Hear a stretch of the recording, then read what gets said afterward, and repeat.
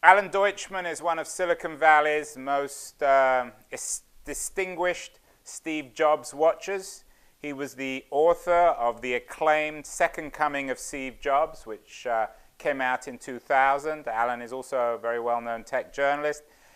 He's also just come out with an ebook called How Steve Jobs Changed Our World. Alan, welcome to TechCrunch TV. Hi, Andrew. Thanks for having me here. So, Alan, how has Steve Jobs changed our world? I think one of the biggest ways was cultural, actually. I think so many people are obsessed with the products and the technology that it's hard to realize what a change it was to have a figure like Steve Jobs coming on the scene, just our whole image of business people, our whole concept of the entrepreneur, he changed all of that. When Apple went public in December of 1980, you have to realize that the 1970s were such a dark time economically in the U.S. when it looks like the American dream was dying, that American industry was getting beaten down by foreign competition, the Japanese. And here comes this young, dynamic figure onto the public stage with this idea, this whole new concept of business and its role in society and our lives. And he was really kind of the first business guy as rock star, as cultural hero. He reinvigorated the American dream when it looked like it was dying. He had a tremendous impact in our imaginations and in the culture from the earliest time that he came into our public awareness. Alan, it's easy to make sense of this retrospectively, but back in the early 80s, you as a historian of Steve Jobs and one of his best biographers, did people understand what was going on? How did they interpret him back in the early 80s? He was on the cover of all these magazines in the early 80s as a symbol of this American revival. If you look at the beginning of the 1980s, there were a number of companies that, as the American auto industry and steel industry, as all these traditional businesses were under siege and were collapsing, there were these promising new entrepreneurs and companies that signaled the potential of an American revival and this new concept of the dynamic entrepreneur who would be creating the industry of the future and giving hope. And there were kind of several candidates for who could be the primary symbol of this new wave, this new hope for the future. There was Herb Boyer at Genentech. But Steve Jobs, in the early 80s, the media seized upon him, partly because of the personal computer, partly because of his nature as being so articulate and visionary and young and dynamic and still kind of looking like a hippie and yet being this new success. A lot of it came out of the Apple IPO when Steve Jobs, in his mid-20s, was very publicly wealthy from having created this industry of the future. To be worth over $200 million at age 25, 26, that really captured our imagination about the possibility of wealth creation and entrepreneurship and the turnarounds in the American economy. And so even in the early 1980s, Steve Jobs was this powerful symbol of economic revival and hope for the future. And he really became the individual that the media seized upon as the representative of this whole trend, even though there were other companies like Genentech or FedEx or Nike. How conscious was Jobs of this? How aware was he that he was a revolutionary figure, revitalizing the culture of American business?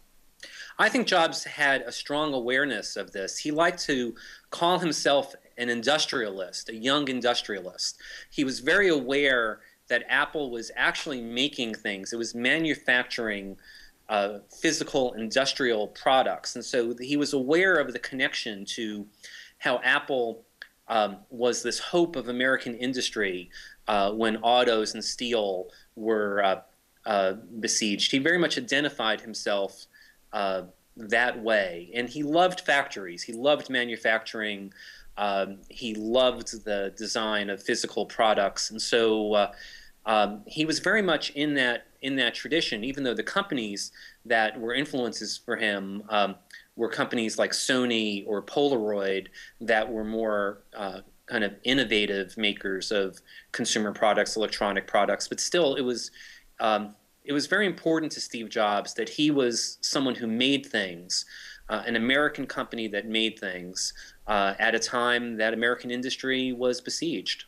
Alan, Steve Jobs, of course, changed our world in the 80s, and then he changed our world again 20 years later. Compare the two achievements, the original achievement at Apple and, of course, the second coming of Steve Jobs, or perhaps one might even say the third coming. Well, I think when Steve Jobs, his greatest time as a visionary wasn't in the mid-70s with the birth of the personal computer.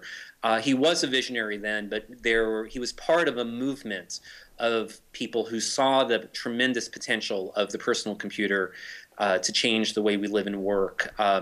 Bill Gates saw it back then. The Homebrew Computer Club. There was kind of a whole movement of people early on who, to some extent or another, grasped the potential of the personal computer. And Steve Jobs was an important part of that.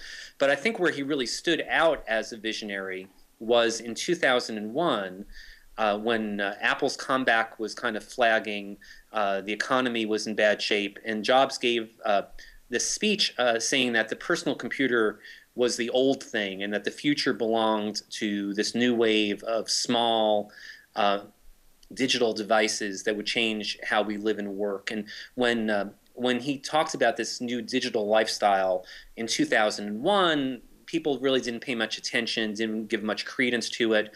And he turned out to be exactly right. And then soon after came out with the iPod, iTunes, the iPhone, the iPad, a decade of incredible success that he laid it all out 10 years ago in one speech that was completely prophetic and that he executed on absolutely brilliantly.